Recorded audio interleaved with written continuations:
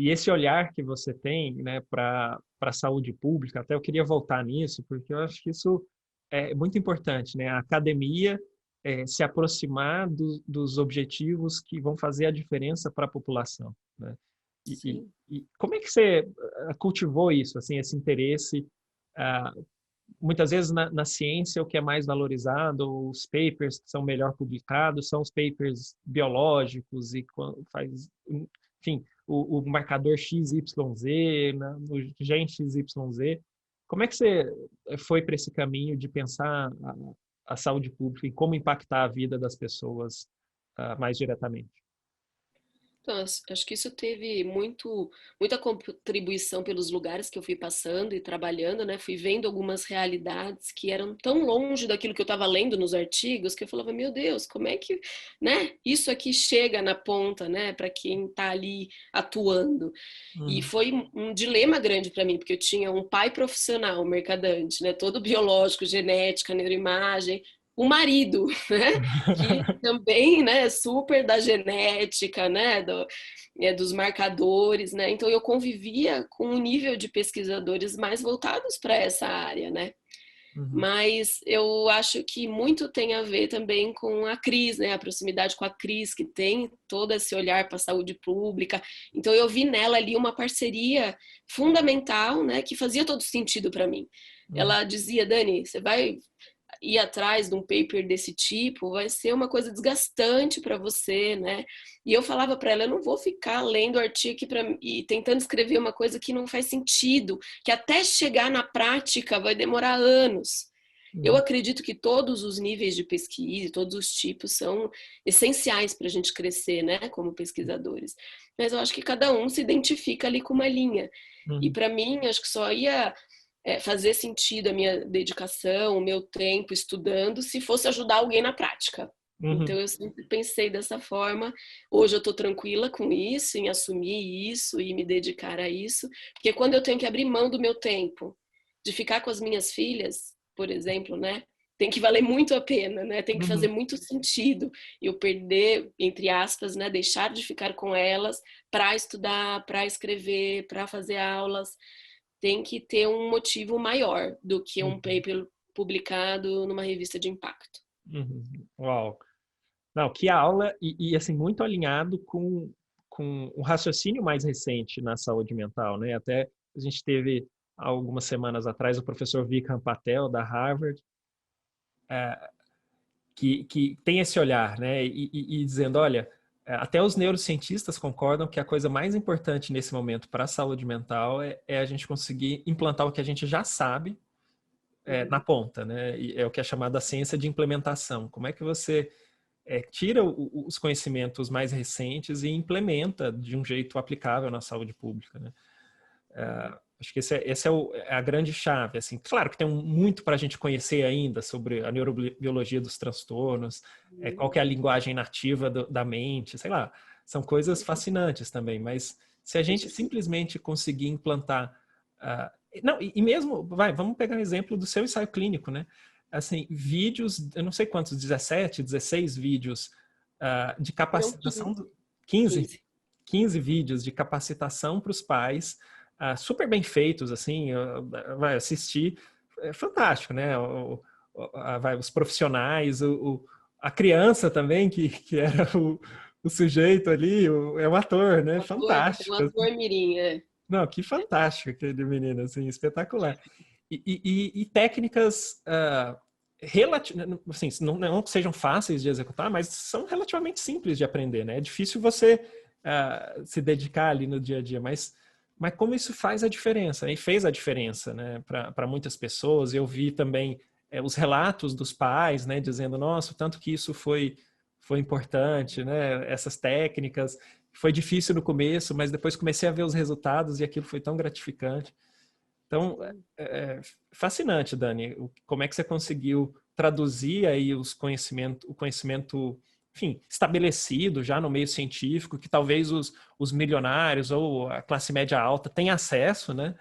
Sim. E traduzir de uma forma que possa fazer a diferença na vida de qualquer pessoa, empoderando os pais também, né? Eu acho que é um respeito acho que eu fiz um comentário, não sei se chegou a ver, que é muito real, assim, valorizando quem mais faz a diferença na vida de uma criança, seja ela uma criança com TEA, uma criança normotípica, né?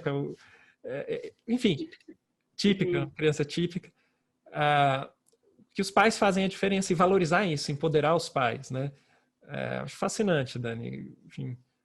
Eu acho que o desafio, né, da ciência é justamente construir essa ponte, né, entre o conhecimento que a gente consegue ter e a prática, né? Então, essa ponte, essa transposição do conhecimento dos artigos para a vida das pessoas, né? E eu acho que, nesse sentido, né, o projeto tinha muito esse objetivo, né? Então, tem todos os estudos mostrando que a análise aplicada do comportamento é a linha que tem mais evidência, né, de eficácia. E não é o que está sendo utilizado na rede pública. E até a gente convencer a rede pública de usar vai demorar bastante.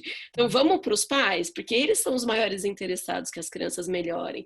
Eles passam, né, muitas horas do dia e têm inúmeras oportunidades de estimular uma série de habilidades. Né? Então vamos direto para eles, e foi essa parceria que foi fundamental. E na pandemia, o que a gente viu é que muitas equipes, né, que cuidam desses pacientes no dia a dia em tratamentos intensivos lançaram mão exatamente dos pais para dar alguma continuidade ao tratamento. Né? São famílias que fazem às vezes 20, 40 horas de terapia por semana e as crianças foram privadas disso meses. Se a gente não pudesse usar as famílias, né, para estimular, para ensinar, com certeza a regressão, né, e a piora de alguns comportamentos das crianças seria muito maior. Então eu tenho visto muitos casos de famílias que tiveram muito sucesso na atuação direta, né, com os filhos nessa pandemia. Sim. Não, quer dizer, você antevendo aí, né? Na verdade, a gente nem sabia, né, da pandemia, e quando a gente fez essa série, um desejo muito grande era dar continuidade a esse projeto, né, porque a gente ensinou lá contato visual, atenção compartilhada, como lidar com comportamentos difíceis, mas tem uma infinidade de habilidades que a gente precisa ensinar. É claro que esse projeto não se propõe, né, a ser um tratamento que alcance todas as esferas, é um start para aprender outras habilidades. A gente queria muito dar continuidade, gravar outro, então a gente está discutindo um pouco isso agora, sabe? Como continuar sem financiamento, né? Porque toda a verba que a gente ganhou, a gente usou para gravar com uma equipe especializada e tudo mais. E ficaram muito bons os vídeos, Dani. Parabéns. E até um recado aí, quem se interessar, quiser contribuir. Você imagina, foram 3 habilidades, né? O foco dos vídeos foram 3, você falou?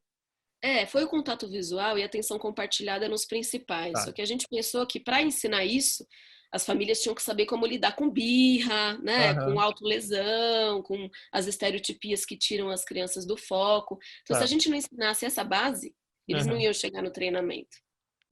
E obviamente, com recursos, né, disponíveis, teria possibilidade de avançar em várias outras habilidades, né? Sim, imitação, né? Habilidades sociais mais sofisticadas, AVDs, né? Como fazer a criança tomar banho sozinho, se alimentar sozinho, escovar dente. A gente queria produzir uma série, né, de outras habilidades.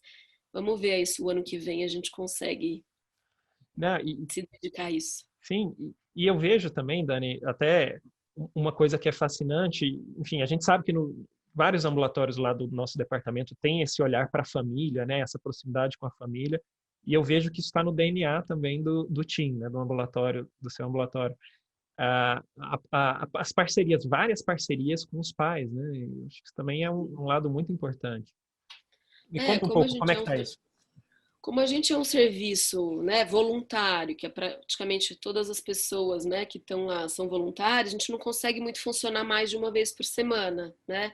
Então, para oferecer alguma coisa de intervenção que consiga ser replicado, é só com as famílias, né? Porque atendimento uma vez por semana não é muito eficaz para esses pacientes.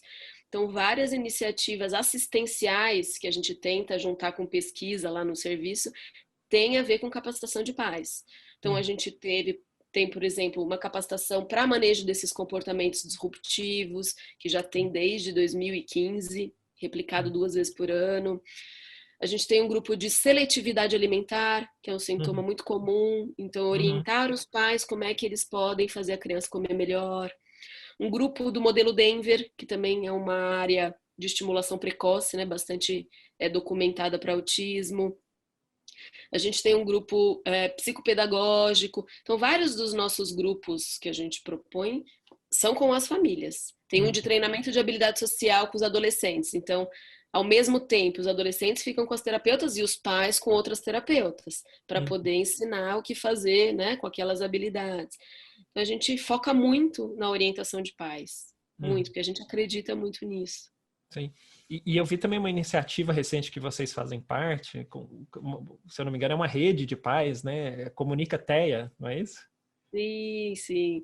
Esse foi um projeto mais recente, que foi uma procura de mães de pacientes, até dos nossos consultórios particulares, que tinham uma insatisfação com a maneira que era lidado pelas equipes a questão da comunicação não funcional, pacientes não verbais, que não tinham maneiras, né, de se comunicar adequadamente, que o PECS, que era o instrumento mais usado, já tinha sido esgotado. Então, elas foram atrás de livros, de pesquisadores de fora do país, e foram trazendo novidades, né? E a gente montou um grupo de estudo, que acontece uma vez por mês, em que participam mães, fonoaudiólogas, terapeutas ABA, analistas do comportamento, para discutir avanços nesse sentido, né? Olha, a gente tem isso, mas é muito limitado. Vamos ampliar? Como a gente pode ampliar? Como a gente pode levar informação? Então, elas montaram uma página no Instagram, no Facebook, produzem materiais, traduzem materiais. É um grupo que está fantástico. A Grati é uma que está bem à frente aí desse grupo. Impressionante, Dani. Quanta coisa.